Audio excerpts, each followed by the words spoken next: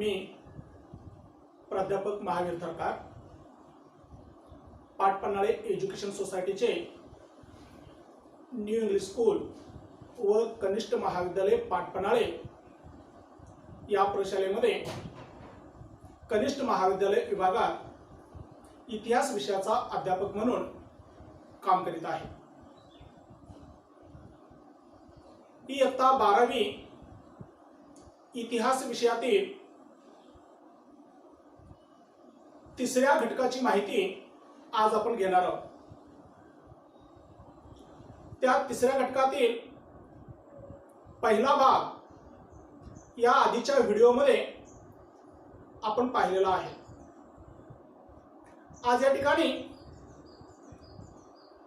दुसरा भाग पाहणार आहोत, म्हणजेच तिसरा घटक जो आहे भारत आणि युरोपीय वसाहत, या घटकातला दुसरा भाग पाहणार आहोत। घटक क्रमांक 2 आपण पाहणार आहोत, उपघटक क्रमांक 2 आपण पाहणार आहोत। आता भारतातल्या ज्या युरोपियन वसाहती होत्या त्या एकूण 4 वसाहती होत्या। त्या 4 वसाहतींची नावं आपण पाहिलेली आहेत। त्यापैकी आपण पोर्तुगीज वसाहतीची माहिती घेतलेली आहे। त्यानंतरची दुसरी वसाहत म्हणून आज या ठिकाणी ब्रिटिश वसाहतवादाविषयी माहिती पाहणार आहोत। ब्रिटिश वसाहतीची माहिती घेत असताना ब्रिटिशांनी या देशात येण्यासाठी सर्वप्रथम एक व्यापारी कंपनी स्थापन केली। ती व्यापारी कंपनी केव्हा स्थापन केली, कशी स्थापन केली, का स्थापन केली, तर 31 डिसेंबर 1600 रोजी ब्रिटिश ईस्ट इंडिया कंपनीची स्थापना करण्यात आली।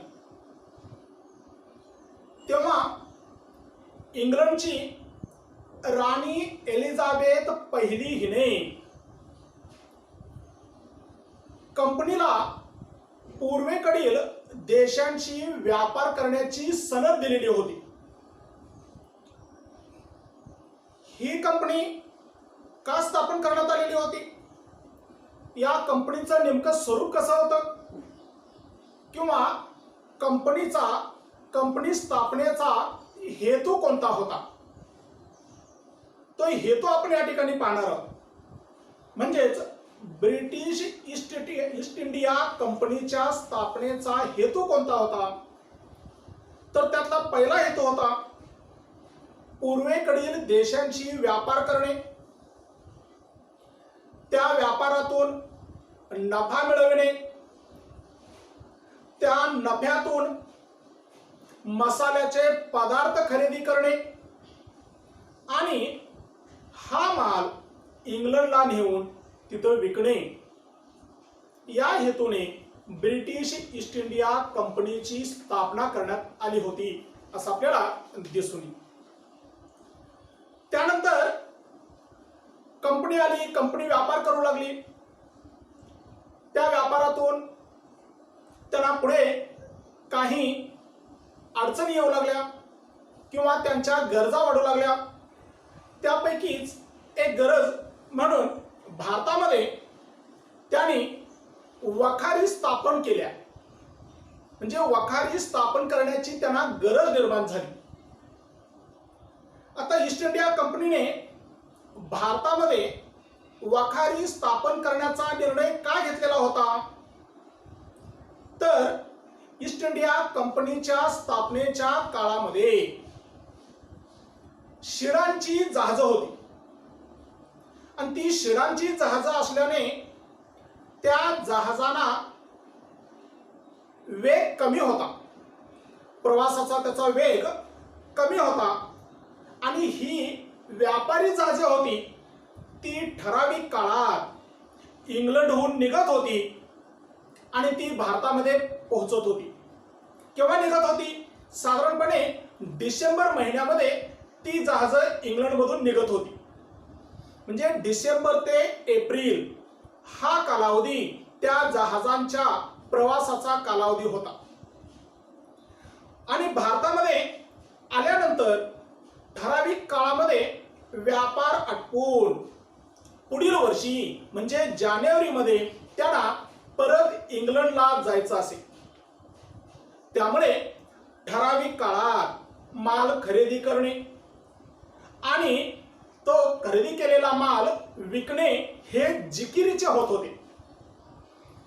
खरेदी केलेला माल ठेवण्यासाठी कायमस्वरूपी अशा जागेची त्यांना गरज भासू लागली. म्हणजे कंपनीने जो माल खरेदी केला असेल तो माल ठेवायचा कुठे, तो माल साठवायचा कुठे, ही एक अडचण त्यांच्यापुढे होती. ती एक गरज त्यांना निर्माण झालेली होती आणि त्या गरजेतूनच भारतात वखारी स्थापन करण्याचा निर्णय ईस्ट इंडिया कंपनीने घेतलेला होता. अशा वखारीला फॅक्टरी आणि त्या फॅक्टरीमध्ये जे काम करणारा जो नोकरदार वर्ग होता त्या नोकरदारांना फॅक्टर्स असे म्हणत होते, असं आपल्याला वखारीची माहिती घेताना दिसून. आता वखार म्हणजे काय असा प्रश्न पडू शकतो. तर वखार म्हणजे मालाची खरेदी विक्री करण्याचे व ते साठवणुकीचे केंद्र म्हणजे वखार होय, असं आपल्याला वखारीची व्याख्या करता येईल. वखारीसाठी मोठीच्या मोठी जागा लागत होती. वखारीच्या आत अनेक गोष्टी असत. उदाहरणार्थ मालाचे कोठार, त्या नोकरदारांचे निवासस्थान, त्यांचे कार्यालय इत्यादी गोष्टीचा समावेश त्या वखारीमध्ये असे. त्या वखारीवर इंग्रजांचा झेंडाही लावलेला असे. वखारीमध्ये जे लोक असायचे, जे नोकरदार असायचे, कर्मचारी असायचे, त्यांच्या जेवणाची सोय तिथं असायची आणि त्या जेवणामध्ये पाव, मांस, भात, खिचडी, लोणचे इत्यादीचा समावेश असे. नोकरदारांच्या मनोरंजनासाठी व श्रम परिहारासाठी तिथे बागाही होत्या. कंपनीच्या नोकरदार वर्गाला अपवाद वगळता खाजगी व्यापार करण्याची देखील परवानगी होती. म्हणजे त्या कंपनीच्या नोकरदारांपैकी काही नोकरदार खाजगीरित्या वैयक्तिकरित्या ते व्यापारही करीत होते. तीही परवानगी त्यांना देण्यात आलेली होती. व्यापारासाठी जे युरोपीय राष्ट्र आलेली होती त्या युरोपीय राष्ट्रांना भारतात कायमस्वरूपी जागा मिळणे गरजेचे होते आणि त्या गरजेतूनच युरोपीय राष्ट्रांनी भारतात वखारी स्थापन केल्या, असं आपल्याला वखारीची माहिती घेताना दिसून येईल.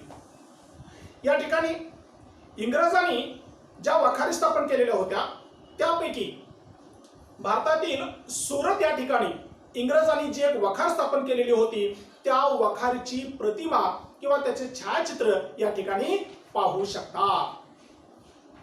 वखारीचे छायाचित्र, सुरत येथील वखारीचे छायाचित्र. त्यानंतरचा मुद्दा म्हणजे जो इंग्लंडचा राजा होता तो दुसऱ्या चार्ल्स नावाचा राजा होता. त्या दुसऱ्या चार्ल्स याने ईस्ट इंडिया कंपनीला जे दिलेले अधिकार होते आणि त्या कंपनीच्या कारभाराची जी व्यवस्था होती त्याविषयी आपल्याला माहिती पाहिजे आहे. म्हणजे इंग्लंडचा राजा दुसरा चार्ल्सने कंपनीला कोणते अधिकार दिलेले होते आणि कंपनीच्या कारभाराची व्यवस्था कशा प्रकारची होती, या दोन मुद्द्यांची माहिती या ठिकाणी घ्यायची आहे. म्हणजे कंपनीला दिलेले कोणते अधिकार होते, तर त्यातला पहिला अधिकार होता इंग्लंडचा राजा दुसऱ्या चार्ल्सने ईस्ट इंडिया कंपनीला एकाधिकाराची सनद दिलेली होती. म्हणजे त्यांना काही अधिकार बहाल केलेले होते, त्या अधिकाराचा वापर त्यांनी करावा अशा प्रकारची सनद त्यांना दिलेली होती. पूर्वेकडील देशामध्ये व्यापार करण्याचा अधिकार त्या राजाने कंपनीला दिलेला होता. त्यानंतर पूर्वेकडील देशांमध्ये किल्ले बांधण्याचा अधिकार देण्यात आलेला होता. तिथे सैन्य उभारण्याचा अधिकार दिलेला होता. कंपनीतील जे नोकर होते त्या नोकर वर्गाला शिक्षा देण्याचाही अधिकार त्यांना देण्यात आलेला होता. त्यानंतर जे इतर धर्मीय होते त्या इतर धर्मीयांशी युद्ध करणे आणि त्यांच्यावर तह करणे याचाही अधिकार त्या कंपनीला देण्यात आलेला होता. म्हणजे हे अधिकार कंपनीला मिळालेले होते असं आपल्याला कंपनीच्या अधिकाराची माहिती घेताना दिसून येईल. त्यानंतर कंपनीचा कारभार कसा चालत होता, कंपनीच्या कारभाराची व्यवस्था कशी होती याविषयी आपण माहिती घेणार आहोत. 17व्या शतकाच्या उत्तरार्धामध्ये कंपनीचा कारभार सुरत, मद्रास, त्याला आज चेन्नई असे म्हणतात, या ठिकाणाहून चालत असे. म्हणजे मद्रास आणि सुरत या ठिकाणाहून कंपनीचा कारभार चालत होता. मद्रासच्या कार्यकक्षेमध्ये म्हणजे सध्या चेन्नई म्हणून ओळखले जाते त्या चेन्नईच्या कार्यकक्षामध्ये भारताचा पूर्व किनारा, ओडिसा, बंगाल व पूर्वेकडील देश यांचा समावेश होत असे. आणि सुरतच्या कार्यक्षेत्रामध्ये महाराष्ट्रातील राजापूर, तांबड्या समुद्रातील मोखा, पर्शियन आखातातील बसरा या वखारींचा समावेश होत होता. आता सुरतेच्या वखारीमध्ये काही अधिकारी होते. कोणकोणते अधिकारी होते तर त्यामध्ये हिशोबनीस, कोठार प्रमुख, खजिनदार, वखारदार व कारकून असे अधिकारी त्या सुरतच्या वखारीत असत. त्या जोडीलाच धर्मगुरू, सर्जन, मदतनीस, स्वयंपाकी, प्रेसिडेंटचा नोकर व तुतारीवाला देखील असत. म्हणजे यांचा समावेश त्यामध्ये असे. याविषयीचं एक संकल्पचित्र या ठिकाणी पाहू शकता.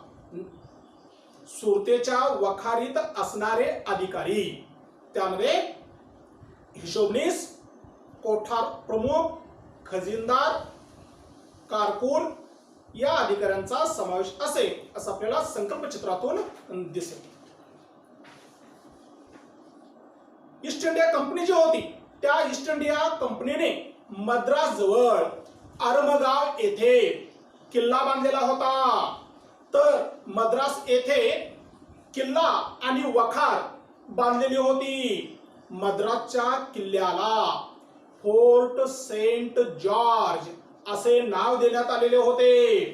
कंपनीने मद्रास येथील वखारीमध्ये नाणी देखील पाडण्यास सुरुवात केलेली होती असं आपल्याला त्याविषयी माहिती घेताना दिसून येईल. त्याविषयीचे एक संकल्पचित्र या ठिकाणी पाहू शकतो. ते संकल्पचित्र असे आहे: ब्रिटिश ईस्ट इंडिया कंपनीच्या कर्मचाऱ्यांना कोणत्या वस्तूंचा खाजगी व्यापार करण्यास परवानगी होती त्या वस्तूंची नावे या ठिकाणी आपण पाहू शकतो. म्हणजे प्रवाळ, कापड, नीळ, हस्तिदंत, शिसे, लोकर, मसाल्याचे पदार्थ यांचा समावेश त्या खाजगी व्यापारामध्ये होता असं आपल्याला ह्या संकल्पचित्रावरून दिसून येईल. त्यानंतर आपण या ठिकाणी जी मुंबई बेट आहे त्या मुंबई बेटाचा इतिहास आपण या ठिकाणी पाहणार आहोत. म्हणजे सर्वसाधारणपणे मुंबई बेटाची माहिती आपल्याला या ठिकाणी घ्यायची आहे. मुंबई बेटाची माहिती घेत असताना सर्वप्रथम मुंबई बेटाचा पूर्व इतिहास कसा होता त्या पूर्व इतिहासाचा आढावा या ठिकाणी आपण थोडक्यात घेणार आहोत. त्याविषयी एक संकल्पचित्र या ठिकाणी पाहू शकतो. आता या संकल्पचित्रामध्ये आपल्याला काय काय पाहायला मिळेल. जे मुंबई बेट म्हणून ओळखले जात होते त्या मुंबई बेटामध्ये 7 बेटांचा समावेश होता. म्हणजे 7 बेट मिळून मुंबई तयार झालेली होती. मुंबई एक बेट या नावाने ओळखले जात होते. ती 7 बेट कोणती होती तर त्यामध्ये मुंबई, माहीम, शीव, वरळी, माझगाव, वडाळा आणि परळ या 7 बेटांचा मिळून मुंबई बेट हे तयार झालेले होते असं आपल्याला या ठिकाणी दिसून येईल. त्यानंतर या बेटाची माहिती घेत असताना याचा पूर्व इतिहास पाहत असताना इसवी सन 1661 पर्यंत मुंबई पोर्तुगीजांच्या ताब्यात होती. म्हणजे मुंबई बेट जे होते ते 1661 पर्यंत पोर्तुगीजांच्या ताब्यात होते. ते इंग्रजांच्या ताब्यात कसे आले तर इसवी सन 1661 मध्ये इंग्लंडचा राजा दुसरा चार्ल्स याचे पोर्तुगीज राजकन्या बंग्राझा हिच्याशी लग्न झाले. त्यानंतर पोर्तुगीज राजाने आपला जावई इंग्लंडचा राजा दुसरा चार्ल्स याला इसवी सन 1661 मध्ये लग्नात मुंबई बेट आंदण म्हणून दिले.